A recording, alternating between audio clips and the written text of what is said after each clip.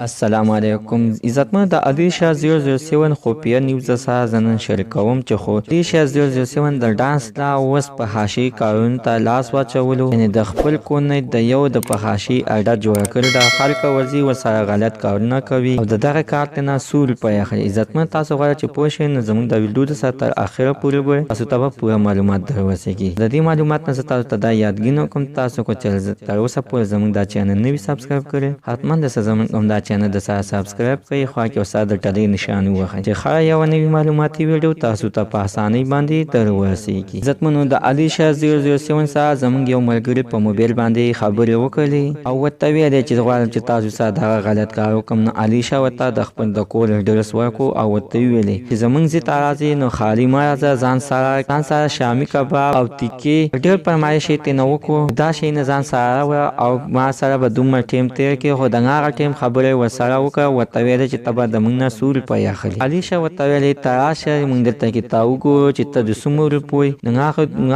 هغه ټیم کې به تا سره موږ یعنې ریټ وکړو عزتمنو دغه چې دغه کس ورغلی او ګنټه دوی ورسره تېره کړل نو د ده نه یې د ګنټې